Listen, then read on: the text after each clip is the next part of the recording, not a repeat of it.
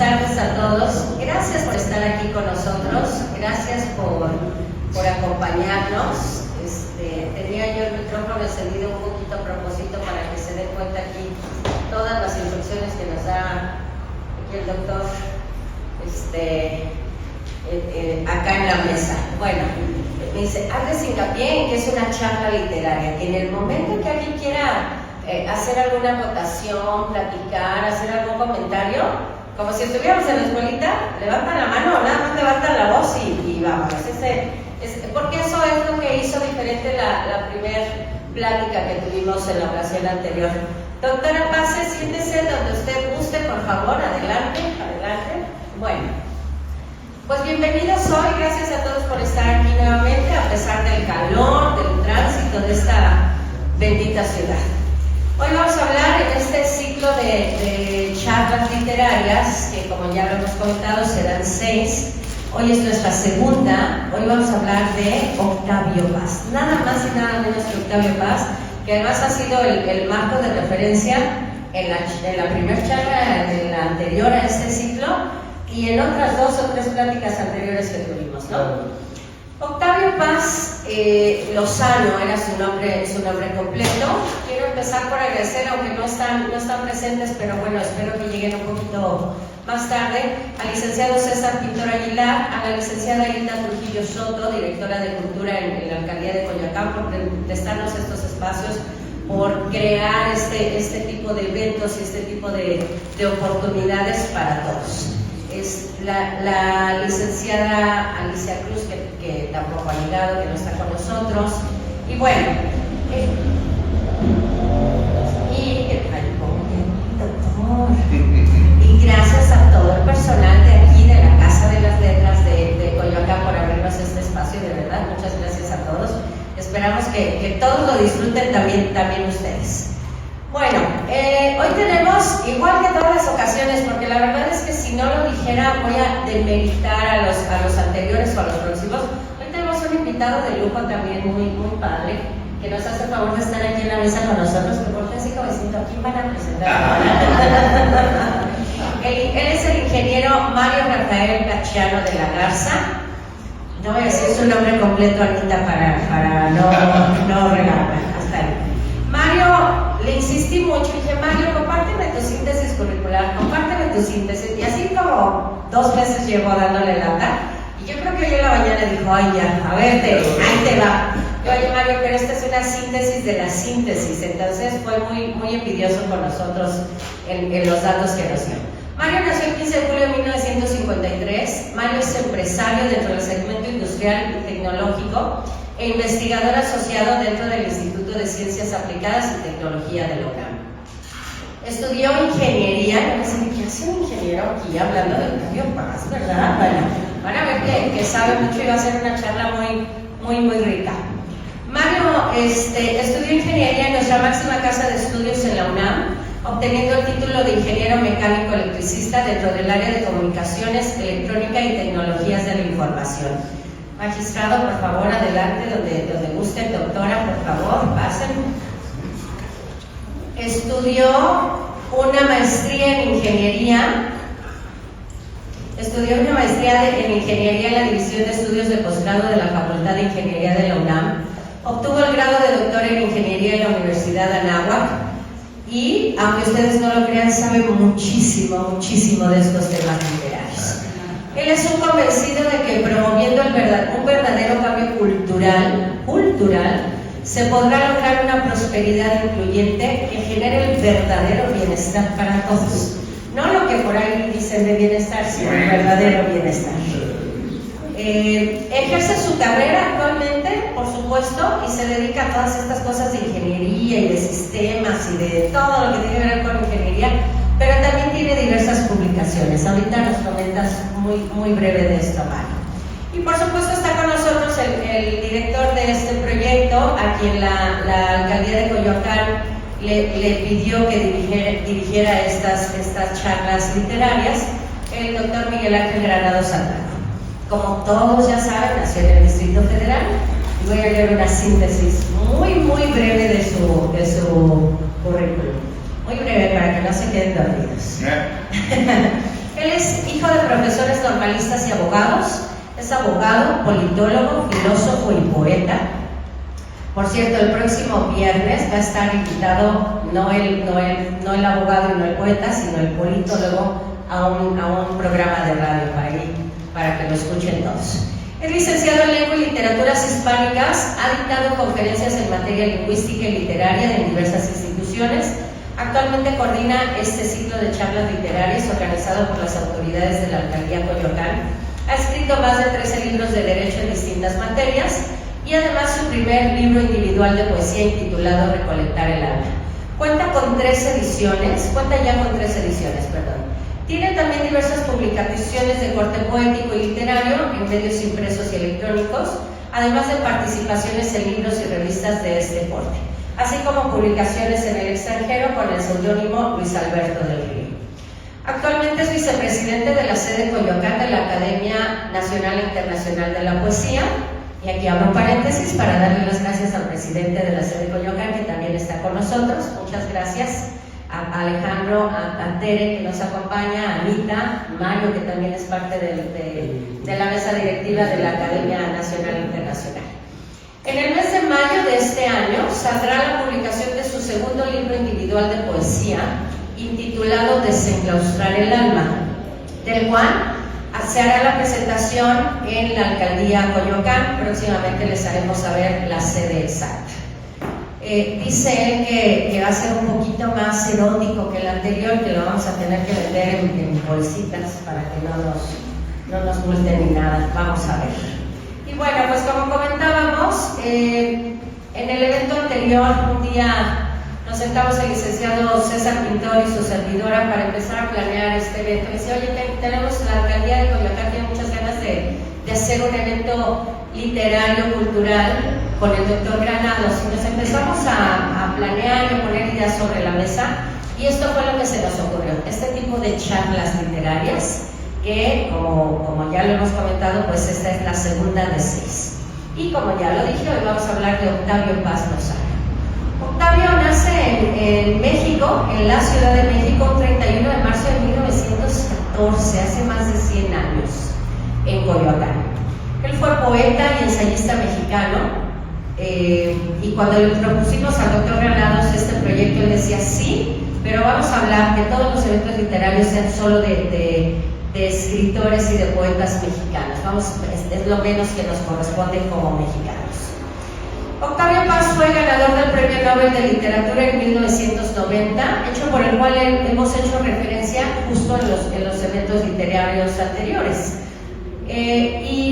A los 17 años publica sus primeros poemas en la revista Barandal. 8 años después de esto es director de revistas, y después en 1943 viaja a España y contacta con varios directores, publicistas, y en especial con Pablo Neruda, de quien tuvimos oportunidad de hablar en diciembre. Mario, gracias por estar con nosotros, engalanas nuestra mesa.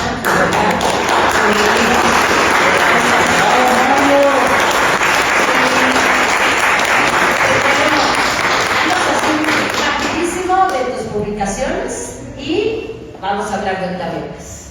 Bueno, mis publicaciones prácticamente son técnicas del Instituto de Ciencias y Tecnología de la Universidad. Muchas gracias. Doctor, por favor.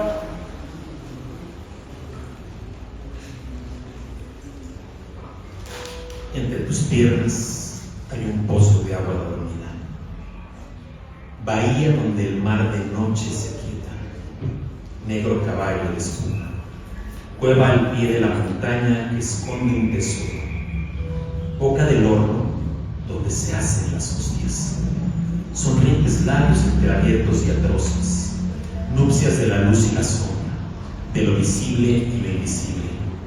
Allí espera la carne su resurrección y el día de la vida perdurable. Cuerpo a la vista, así se llama este poema de Octavio Paz. No es mío, es de Octavio Paz. Y bueno, esto era una pequeña muestra de lo que representa la poesía que nos trae este señor Octavio Paz. Yo tengo un dilema terrible, gigantesco, cuando quiero hablar de Octavio Paz, porque no sé de qué Paz hablar, ¿no? De qué Octavio Paz hablar. E incluso hoy en la mañana estaba yo pensando sobre esto y dije, a mí lo que aspiraría es a que paz me diera un poco de paz, ¿no? Pero no ese paz en las letras, sino una paz espiritual que tenga que ver con cómo entender a un Señor tan complejo en su pensamiento. Un hombre muy complejo. Lo lees en sus ensayos y te enamoras del ensayista. Lo lees en su prosa poética y te enamoras de su prosa poética. Lo lees en su poesía y te enamoras de su poesía. Y lo real es que yo diría que no teníamos a un Octavio Paz, teníamos a varios Octavios. Varios Octavios que sabían perfectamente cómo explorar a través de esos caminos tan bellos que nos ofrece la literatura, con sus distintos géneros, que ahí es donde viene uno de los grandes méritos que yo vería en Octavio Paz. Cuando hablamos de Neruda hablamos de un poeta. Cuando hablamos de García Márquez hablamos de un gran escritor que tuvo por ahí los tres vices poéticos interesantes, pero hasta ahí. Y así. Pero llegar a Octavio Paz es llegar a un hombre polifacético, a un literato con toda la extensión de la palabra, todo un escritor, que nos está ofreciendo cualquier cantidad de cosas, pero que además fíjense en algo muy interesante. No hay manera de catalogar sus ensayos. Por ejemplo, que alguien dijera, oye, vamos a agruparlos, ¿qué te parece si vamos a decir, bueno, estos ensayos son nuestro tema, este tema que hay? No, es que era tan plural la temática que manejaba Octavio Paz, que cuando en mis manos cayó por primera ocasión un libro de sus ensayos, que era precisamente un libro que tenía muy a modo en su momento cuando fue escrito, que es este libro de Tiempo Nublado, que además, dicho que sea de paso, me parece que es uno de los autores que más cuida el nombre de sus obras, porque son muy ilustrativas de su momento en que son escritas, son muy ilustrativas de algo que hay atrás, es decir, ya son propositivas la forma en que titula sus obras, ¿no? Tiempo Nublado, digo, parecería que lo hubiera escrito ayer, ¿no? Pero sí se refiere a un México conflictivo del que ya nos escribió una buena parte Mario, pero que también es un México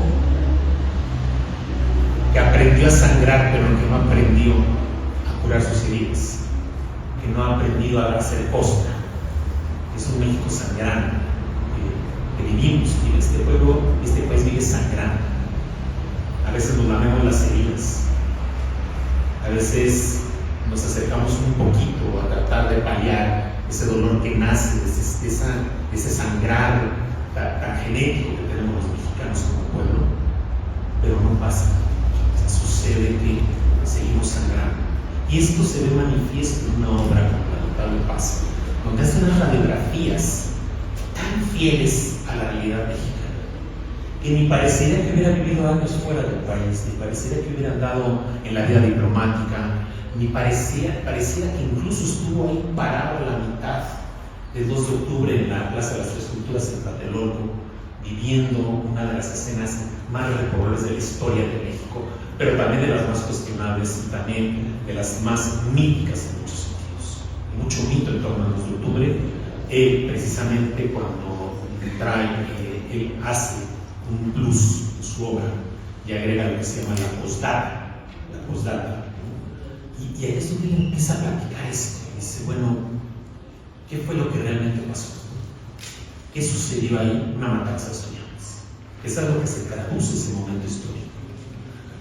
Pero no es lo mismo que te lo platique el señor reportero del Esto o del Novedades o del Universal, a que te lo haga un señor que tiene una pluma privilegiada, que lo que te está diciendo entre las palabras, entre esas letras mágicas, es algo que incide en esto que con lo que estaba yo comentando hace un rato.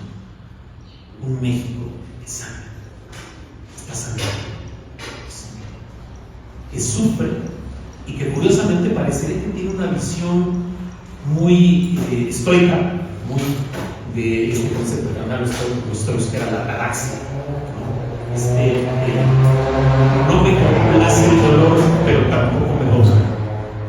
No quiero ese dolor, pero finalmente lo vivo y lo resisto. Es algo muy interesante como pueblo mexicano. Pero además, repito, creo que ir leyendo a Octavio Paz nos permite estas radiografías, que van, por supuesto, también de una manera cosmopolita, porque no nada más habla de México, se habla hace rato antes de comenzar el evento platicábamos aquí sobre lo interesante que son algunos ensayos relativos a su experiencia en el Oriente Lejano, el Lejano Oriente, ¿no? Entonces, qué difícil es, y bueno, al menos yo tengo oportunidad de hacer algunos viajes también, lo difícil que es en algún momento plasmar con objetividad tu vivencia de lo que pasa en otras latitudes. Porque así como he dicho, que muchas veces he dicho que también aquí se ve plasmado, que no hay un solo México, que hay muchos Méxicos. Yo diría que también hay muchos países que son plurales en su sentido cultural, en la forma en que llevan su vida, la manera en que se va construyendo la vida social entre nosotros, y que además son tan disímbolos con nuestras percepciones culturales, que de verdad no es tan fácil hacer descripciones acerca de la vivencia que hay en otro espacio geográfico, en otro momento histórico también, porque no nos perdamos. Octavio Paz es un hombre avanzado para su momento histórico, pero no deja de ser un hombre del siglo XX en muchos sentidos. Y es precisamente el gran, yo lo diría así, el gran biógrafo del siglo XX. Él hace una biografía, ¿no? Convierte al siglo XX en un ser, en un ente vivo, del que nos viene y nos platica cualquier cantidad de cosas, ¿no? Y lo hace, repito, desde tantas perspectivas y tantas ópticas que se convierte en un caleidoscopio literario de todo lo que vivimos. Entonces, yo diría, necesitamos para entender este país, para entender la realidad mexicana, para entender qué es lo que ha sucedido en lo que ha derivado de este momento histórico, hay que acercarnos a esas lecturas culturales. Porque Octavio Paz, a través de su narrativa, nos dice muchas cosas que hay gente que no quiere decir, y también muchas otras cosas que nadie quiere escuchar. Son dos aspectos muy diferentes, ¿no? Uno es el silente, el que calla, el que con su guardar silencio se convierte en cómplice de los fenómenos sociales, y el que no quiere escuchar al que sí se atreve a levantar la voz. Entonces, creo que yo quisiera que esto lo veamos, porque además es el objetivo de estas charlas. Tiene mucho que ver con despertar, sobre todo en los jóvenes y en todas las personas que nos ofrecen, nos regalan su tiempo y ese placer de que nos permitan ser escuchados. Despertar ese apetito de acercarnos a ese conocimiento, a vivir. Lo he dicho siempre en esta clase de charlas, la literatura se puede platicar de mil maneras, se puede contar de mil formas, se puede leer de cualquier cantidad de maneras un verso, una poesía. Pero no es nada confrontar el texto, como era la palabra, como uno vibrar, como siente uno que se le adhiere a la pupila de los ojos, las palabras, las letras. ¿Cómo eso es algo que nos tiene que hacer sentir vivos? Nos tiene que hacer sentir ese lado humano tan importante del que hablan autores como Walt Whitman en su poema Carpe Diem, cuando habla, dice esta parte de decir: aprender a vibrar, disfrutar, vivir el momento, saber beber la savia de la vida. Y esto es parte de eso. La experiencia literaria es una experiencia mágica para nosotros. Y este señor, afortunadamente, nos ofrece eso. Y además, con tantas aristas, repito, por la poesía, por la narrativa, por el teatro. Incluso aquí tengo una cosa hermosísima que me encontré. Lo voy a negar si me están grabando. Pero este libro lo compré en el tianguis que se pone fuera de la Facultad de Derecho, ¿no? Los que vienen de la facultad saben que estamos viviendo una cosa maravillosa. Todos los viernes se pone un tianguis así, tipo los tianguis de todas las que ustedes vayan a cualquier parte de la ciudad, así tipo Tepito. Las sales que la Facultad de Derecho está lleno de lado a lado. Quien conozca CEU, desde donde termina la escuelita de la Facultad de Derecho, es decir, a las tablas de economía, ya para llegar a esta metodología, todo ese pasillo, imagínenselo, hasta donde termina filosofía y letras, ya para llegar a insurgentes, todo este pasillo gigantesco. ¿Cuánto les gusta que tienen de hacer unos 600 metros más o menos? Yo creo un poquito más a lo mejor, ¿no? Todo eso lleno de puestos. Bueno, ya tengo a mis marchantes, por supuesto, porque ya me conocen, y pues cuando llego, pues lógico, digo, llegas tú, disfrazado de abogado, que llegan, te ven y dicen, usted es maestro, sí, soy maestro, pero de derecho, pues sí, pero también estudié literatura. Oiga, qué padre, mire, ya lo que traigo, ¿no? Ya viene mi marchante, me dice, digo, ando buscando cosas totalmente más. No tengo cualquier cantidad de libros. Digo, el tema es que quiero más. Entonces llego y de repente me encuentro con esta belleza que se llama Arenas Movedizas. Es primero una parte narrativa, pero después viene una obra de teatro. Yo debo admitir en este momento que no sabía que Pedro Paz tenía una obra de teatro que se llama La hija de Rapachín, y que además se llegó a montar esta obra de teatro en un momento histórico con gente también así de esos intensos en el ambiente teatral. Y dije, wow, que sí, por favor, ahora dígame que también se metió a hablar del amparo. Pero bueno, en fin, creo que sirva esta parte un poquito para primero adentrarnos en la parte solamente a esto que acabo de ilustrarles, pero tengo muchas cosas más en el tintero que espero tener la oportunidad de plantear. Gracias. Ya algunos saben que Miguel Ángel dice, cuando me pase y ya me quieras quitar el micrófono de una seña, pero por eso no volteó a verme para nada, hasta se hizo para allá para no darme el micrófono. A los pellizco. Pero todos me van a ver, por eso no lo hice. Tampoco vamos a decir, no solo que no conocías la obra de teatro, tampoco vamos a decir que ahí te has comprado playeras de Pink Floyd y de una playera de Nietzsche, toda la cara de Nietzsche, el filósofo Nietzsche. No vamos a decir eso porque no son piratas, entonces. Además de obra de teatro, resulta que también, Mario, para que ahorita continuemos con todos los datos interesantes que traes, encontré entre todos los datos, yo no lo sabía, que en 1943 escribió una canción ranchera. ¿Sí? ¿No sabías eso? Escribió una canción ranchera llamada Sueño de Amor, que después la musicalizaron con música de Manuel Esperón y la llevó a cantar Jorge Negrete en la película El Rebelde. Los jóvenes que están aquí a lo mejor ni siquiera saben quién es Jorge Negrete, pero vean, son maravillosas todas sus películas. Así que padre que te gané un dato y ese no lo sabías, Mario. También encontré un dato muy interesante. No me acuerdo dónde lo anoté, pero era fiel seguidor de los Simpson.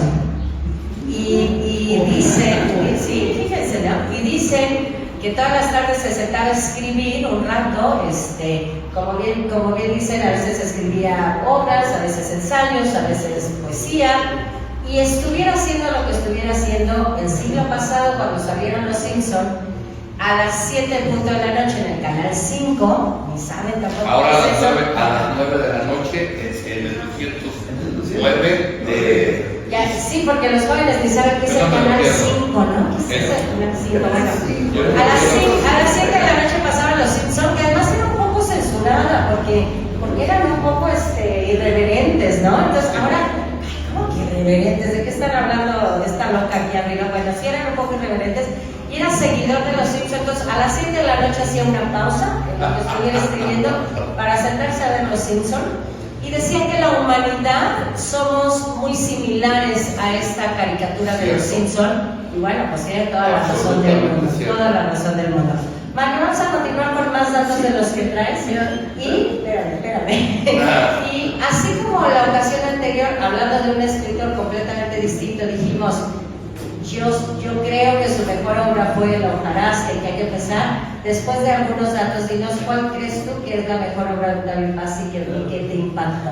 Adelante, Mario. Pues La soledad, el sentirse y el saberse solo, desprendido del mundo y ajeno a sí mismo, separado de sí, no es característica exclusiva del mexicano.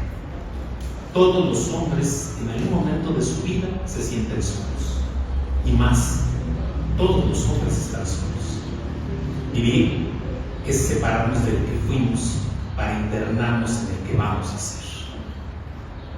Futuro, extraño siempre. La soledad es el fondo último de la condición humana. El hombre es el único ser que se siente solo y el único que es búsqueda de otro. Su naturaleza, si se puede hablar de naturaleza al referirse al hombre, el ser que precisamente se ha inventado a sí mismo al decirle no a la naturaleza, consiste en un aspirar a realizarse en otro. El hombre es nostalgia, es búsqueda de comunión. Por eso cada vez que se siente a sí mismo, se siente como carencia de otro, como soledad. Esto es una explicación de la idea del laberinto de la soledad, que es precisamente una de las obras que voy a contar, que lo han hecho, pero ya me adelanto, que cuál sería mi obra favorita, no lo voy a contestar también. Pero es algo interesante, ¿no? Esta idea de la soledad. Decía yo que cada título de Octavio Paz es una propuesta. Cuando te pones a leer, por ejemplo, el otro caso, el caso de, aquí hay muchos entre estudiantes de Derecho y entre quienes ya son abogados consagrados. A mí me encanta hacer este comentario siempre. Hay un punto en que no saben ni siquiera a quién están sentados. No saben ni punto a quién están sentados, la verdad es esa. Pero está padre, porque es parte de mi lógica, ¿no? De mi interacción social. Pero tanto abogadas consagradas y consagrados aquí presentes como estudiantes de Derecho de segundo semestre, sexto, séptimo semestre, también mis niños de la barra, del juego, etc. Y la pregunta sería para ustedes: ¿qué visualizan cuando oyen esta expresión? Libertad bajo palabra. Libertad bajo palabra. Y ya escuché de repente de fondo musical. La ley y el orden. Y de repente uno, con esa deformación jurídica, piensa inmediatamente, no, pues sí, no, un beneficio de libertad, ¿no? Para aquel que ya fue procesado, etcétera, etcétera, ¿no? No, claro que no, ¿de qué hablan?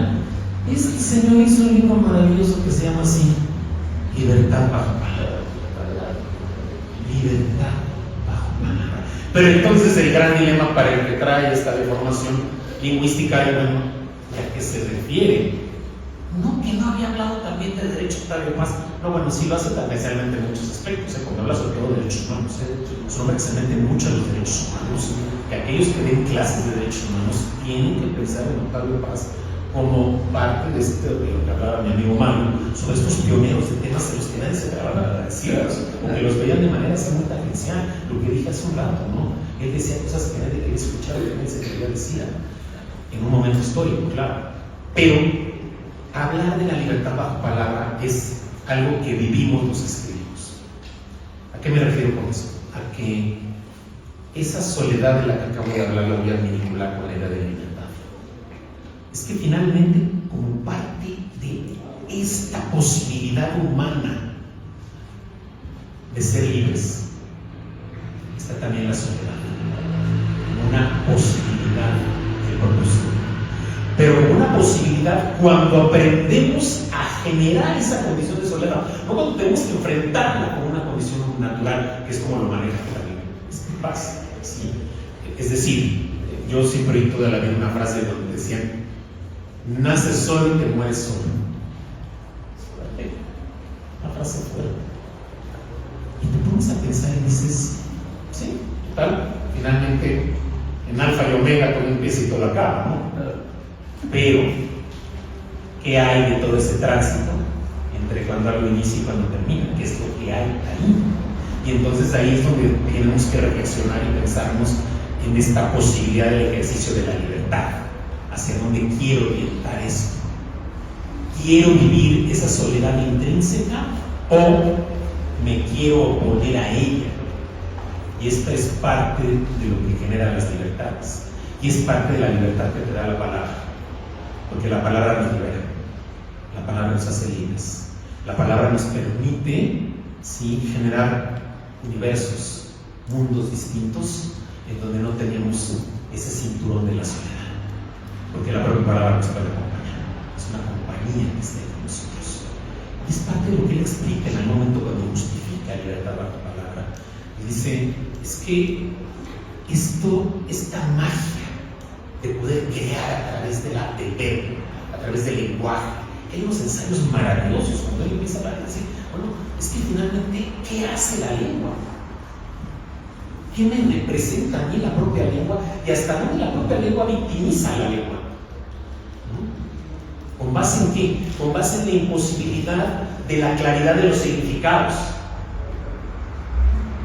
Si a ti te dice una persona que te quiere, ¿qué te representa y qué le representa?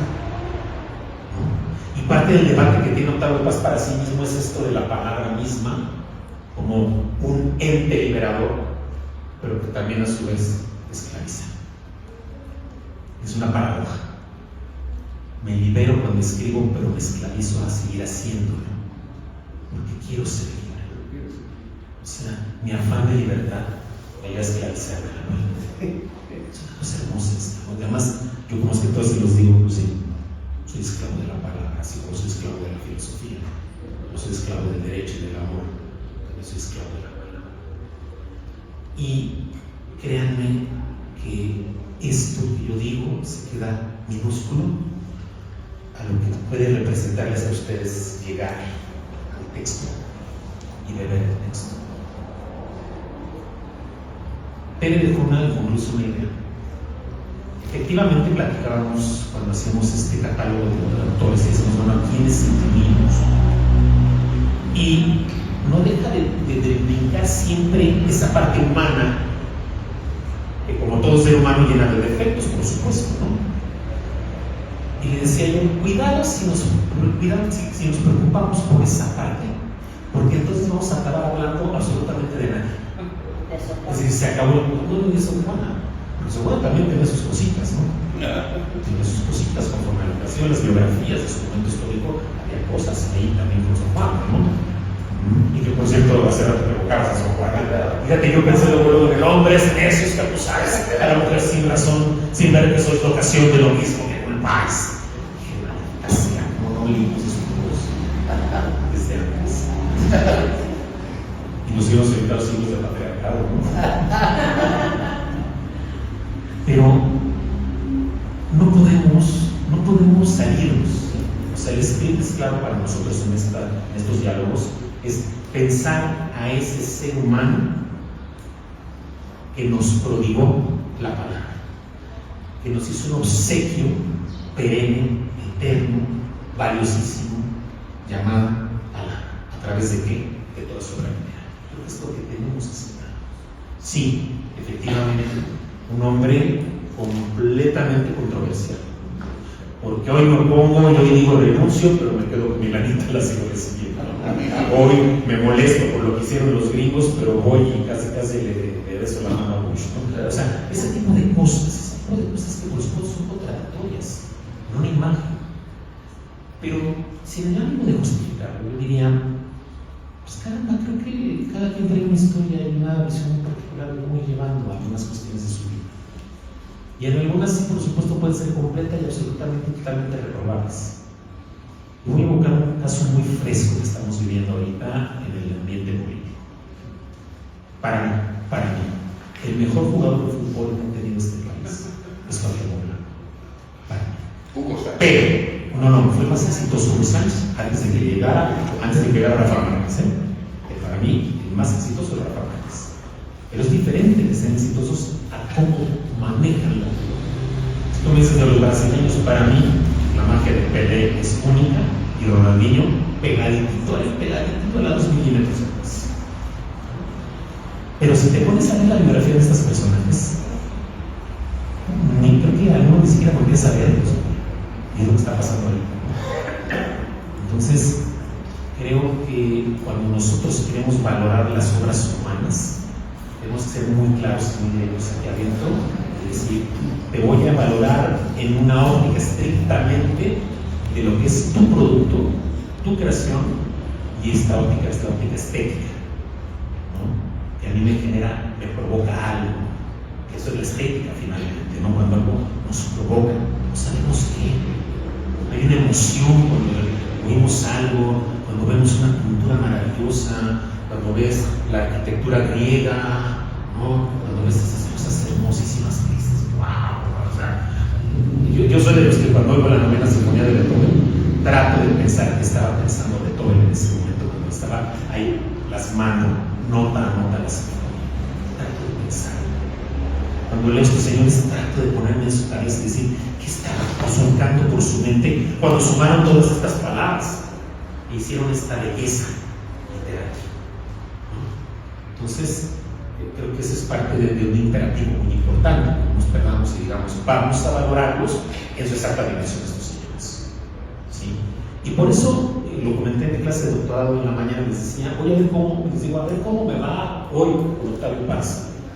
Porque si hay una figura para mí controversial de las que hemos trabajado en este ciclo, y que seguramente lo va a ser la más dentro de todo el ciclo que traemos todavía pendiente, dije, no sé si me vaya a ganar esta vena de tampoco pretender engañarlos y decirlos, wow, el escritor más perfecto que ha tenido México. No es él, es una cosa perfecta, no lo sabe. Dice Nietzsche, por supuesto, por su playera lo hubiera traído. Dije de Nietzsche, bellísimo. Así la vi afuera, ahí entre los puestecillos, estaba yo en mi salón de clase, iba a empezar a dar filosofía del derecho. Me salgo, veo la playera, la compré, le dije, pero no tengo cambio, dámela, no importa, luego me das el cambio. Me jalé la playera, me la puse y así entré a mi clase de filosofía del derecho. Feliz de la vida, esperando mis playeras de Nietzsche. Pero dice Nietzsche una cosa hermosísima, dice, cuando el hombre estuvo dotado de la capacidad de decidir, ahí es donde el mundo se torce por completo. ¿Por qué? Porque esta capacidad de decidir en qué se sustenta, en la natural imperfección humana.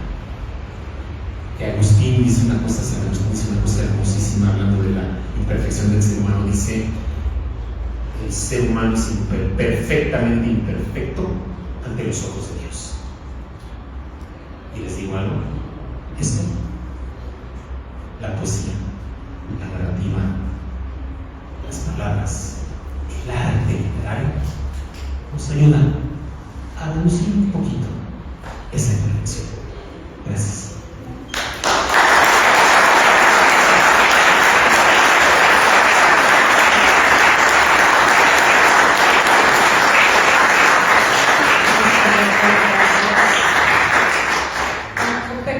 Dato de su biografía. En 1996, viviendo ya en México, con su, ¿cómo le llamamos su esposa? María José. Sí, esposa que se casó. En la India incluso utiliza la embajada francesa del pueblo. Digo, la embajada para casarse. Para casarse. Es una gran que ahorita saldría. Incluso que dice que en realidad fue su primera esposa, porque con Elena Garro fue un matrimonio. No reunía los requisitos de validez, así es que todos los que estudiamos Derecho, sí, claro, porque contrae matrimonio cuando Elena Garro era menor de edad. 21 años. No, todavía no tenía 21, pero él miente en los documentos y hace creer que sí, que ella tenía 21, pero en realidad no los tenía. Entonces, los que estudiaron Derecho saben pues, que fue un matrimonio inválido, pero bueno, ahí lo dejamos ahí. Pero tuvo una hija con Elena Garro, quien además fueron exiliadas de México, Elena Garro y su hija, por manifestarse en contra del gobierno en el movimiento del 68. Bueno, en 1996, casada con María José, con Marijó, el escritor ya con 82 años de edad, enfermo de flebitis, él mismo comentó en varias entrevistas que lo despertó una explosión que llenó su lujoso apartamento con una nube de humo negro. Pronto las llamas alcanzaron la colección de libros, que por supuesto era de las más deseables entre los escritores, incendió sus muebles, sus alfombras, pinturas.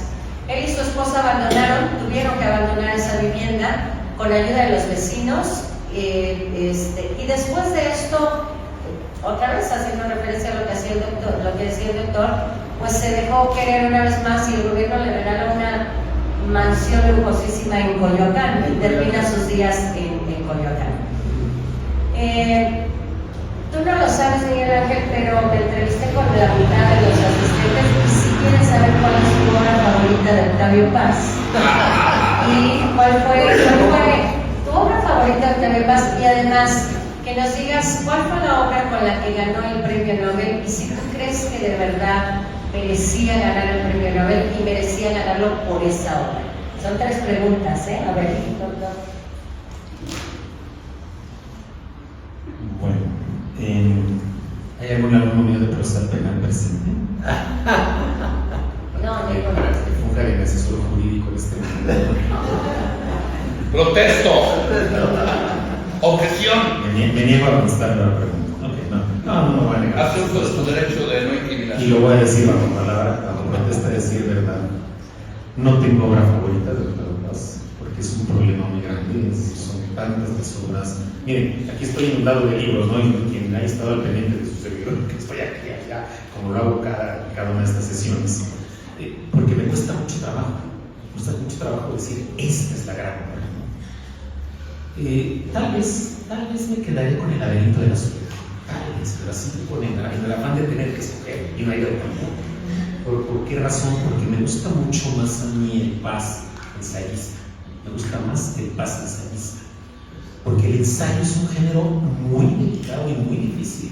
No es nada sencillo el ensayo. O sea, yo sé que muchas veces de repente hasta los profesores lo usamos así indistintamente en la clase, ¿no? Bueno, me van a hacer un ensayo. Y lo real es que cuando recibes las tareas de tus 30 alumnos de doctorado, recibes ningún ensayo. No hay ensayo. El ensayo no te quedó. Nadie hizo la tarea, y todo eso. No, porque tú también estás exigiendo demasiado. Yo que he escrito ensayo, que he ganado premios a través de ensayo, he ganado premios haciendo ensayo, más ensayo académico, ensayo literario, precisamente. Gané un premio sobre delitos electorales que organizó la FEPADE, la PGR, el INE. O sea, hay varios en INACIPE, todos ellos gané ese ensayo, ese premio de ensayo. Gané otro también sobre democracia, fenómenos expectativas de la democracia, en fin. Pero yo mismo me reconozco con esa dificultad de elaborar el ensayo. Entonces, yo por eso digo, caray, es que Octavio Paz, alguien me puede preguntar, oiga, ¿y cómo hacemos un ensayo? Lea Octavio Paz. Lea Octavio Paz. Porque hay muchos libros acerca de cómo se hace un ensayo, y lo cierto es que también les quiero decir a todos, si hay alguno aquí que le interese escribir, si hay quien escribe, no me va a dejar mentir en lo que voy a decir. No son recetas de cocina, no hay recetas de cocina para escribir.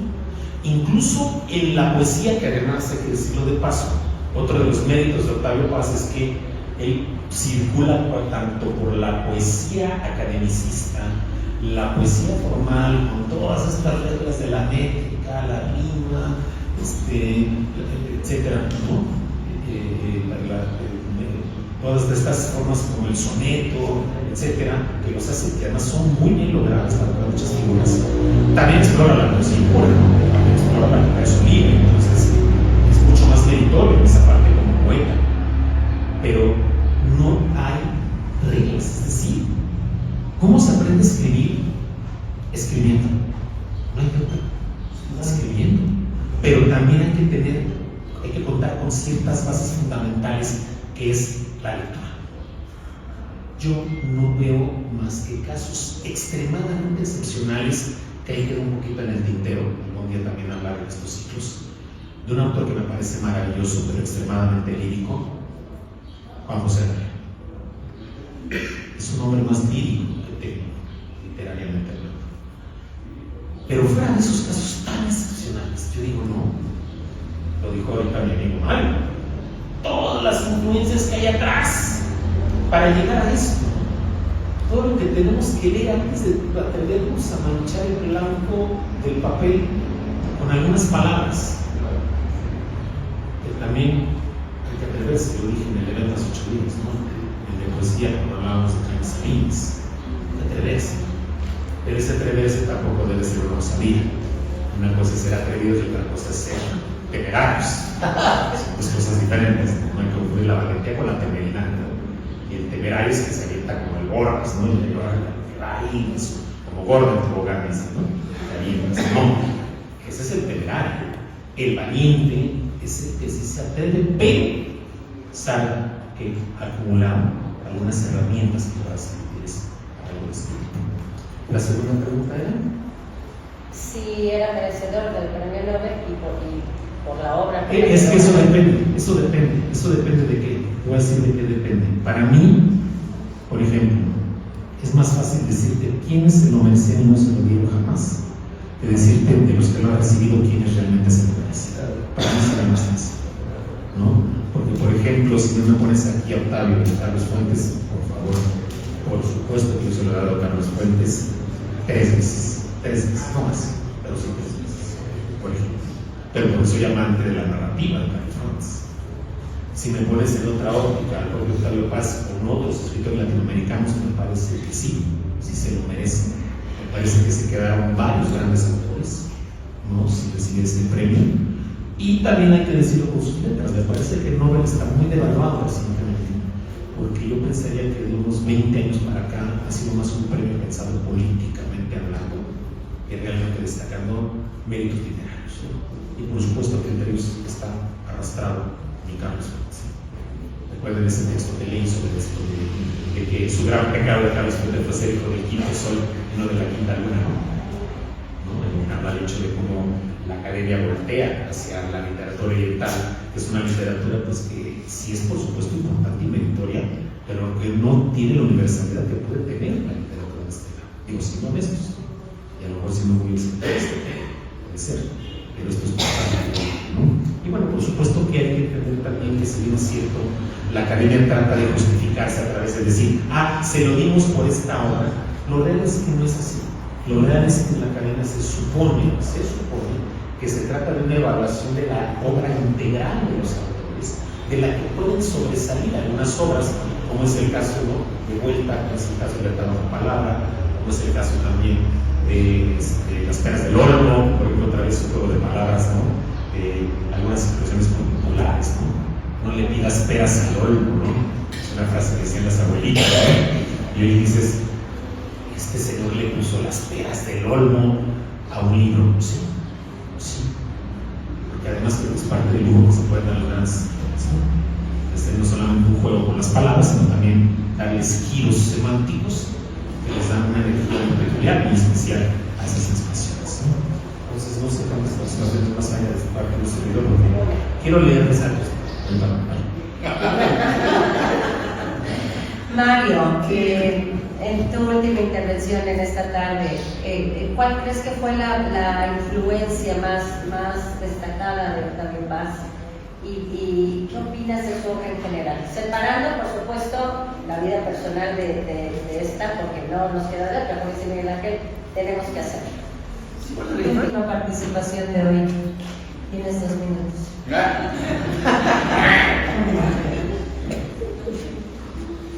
En fin, la represión total.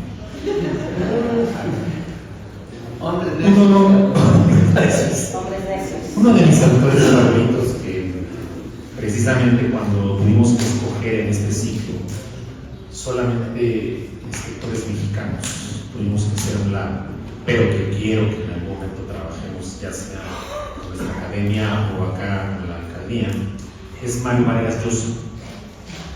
Mario Vargas Llosa, de origen peruano, también uno de los grandes escritores del mundo latinoamericano. Todavía no le perdono algo que contradice mi ideología. Es el hecho de haber renunciado a su nacionalidad, porque yo soy nacionalista al 100% y no le puedo perdonar a alguien que hace berrinche porque pierde una elección presidencial, se va a España y ya es español, ¿no? Bueno, es un poquito la historia de Mario Vargas Llosa. Sin embargo, Mario Vargas Llosa tiene un texto maravilloso a través del cual escribe a Octavio Paz, que quiero leerles un pedacito de esto. Es una cosa hermosísima. Dice, sacando un primer párrafo que es introductorio, dice: vivió espléndidamente sus 84 largos años, zambullido en la vorágine de su tiempo por una curiosidad juvenil que lo acompañó hasta el final. Participó en todos los grandes debates históricos y culturales, movimientos estéticos o revoluciones artísticas, tomando siempre partido, explicando sus preferencias en ensayos a menudo deslumbrantes por la excelencia de su prosa, la lucidez de su juicio y la vastedad de su información. Un dato muy importante, para escribir ensayo necesitamos estar muy bien informados sobre el tema que se va a trabajar.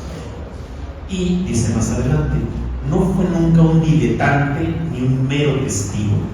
La palabra diletante significa Cuando una persona es improvisada sobre algún tema o es iniciado apenas en algún tema, pero ya se siente un experto en él, ¿no?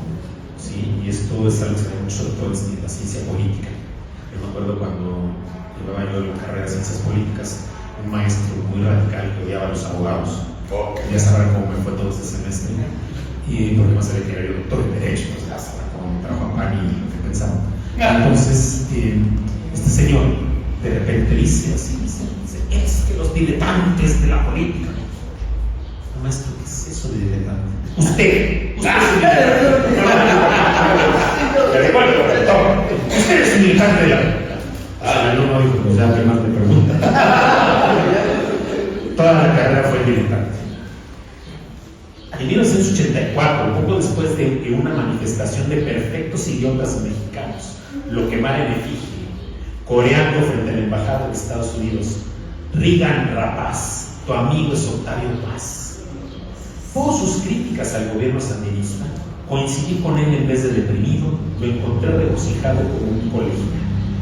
Y 3 años más tarde, no me sorprendió nada, en Valencia, en medio de un alboroto, con trompadas, durante el Congreso Internacional de Escritores, verlo avanzar hacia la candela, remangándose los puños. No era imprudente querer dar sopapos a los 73 años. No podía permitir que le pegaran a mi amigo Jorge Semprún. Ese era Octavio Paz. Ese era Octavio Paz. Pues bueno, espero que hayan disfrutado tanto como yo.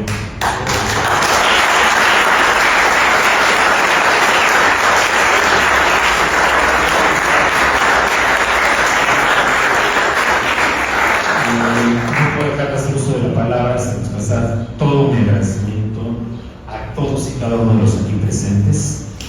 Repito, es una amalgama bellísima lo que hay aquí, ¿no? Desde compañeros de la primaria, el querido Toroñate, desde mis alumnos actuales, también en Ángel, que también compañero en la preparatoria y en el MUM. Bueno, éramos los defensas centrales del Colegio México, de secundaria, de fútbol, ¿no? Mis exalumnos de hace muchas generaciones, mi niña Magdalena, su esposo también, mis alumnos actuales del doctorado, que no saben hacer la maestra Edna, bueno, ¿qué les puedo decir? No, Roberto, el alumno del Rosalunal, Gilberto, en fin, digo, no acaba de acabar esto. Pero muchas gracias a todos, muchas gracias a todos los aquí presentes, al magistrado Oscar, a su señoría, la jueza también aquí presente. Vaya, o sea, es una amalgama bellísima, queridísima Ale, por supuesto. Muchas gracias por estar aquí. La verdad es que estas fiestas académicas las disfruto uno, por supuesto, pero mucho más sentar con la compañía de gente tan bonita como todos ustedes. Muchas gracias por ustedes.